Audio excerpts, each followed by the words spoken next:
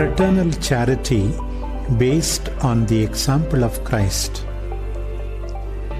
The highest type of brotherly love is to love our enemies, and there is no greater encouragement to do this than the remembrance of the wondrous patience exercised by him who, fairest of the sons of men, offered his gracious face to be spat upon by his enemies.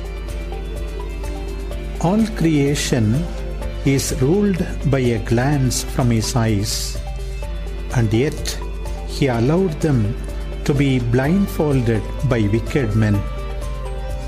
His body he exposed to scourging, and although his head strikes fear in the principalities and powers, he bowed it to the pain of the crown of thorns. He submitted himself to insults and finally gave us an example by enduring in peace with gentleness, patience, and meekness the cross, the nails, the lance, the vinegar and gall. Then, as a sheep, he was led to the slaughter, and like a lamb before his shearer, he remained silent and did not open his mouth. Hearing that wondrous voice, full of gentleness and love, saying, "Father, forgive them," who would not immediately embrace his enemies? "Father, forgive them."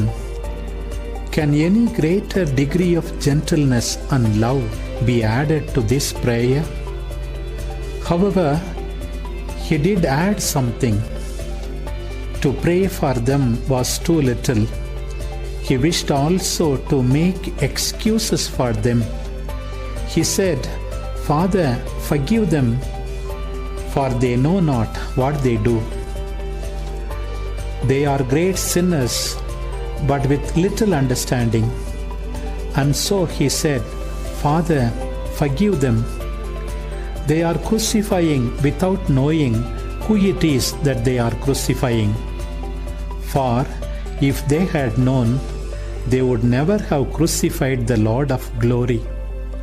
And so he said, "Father,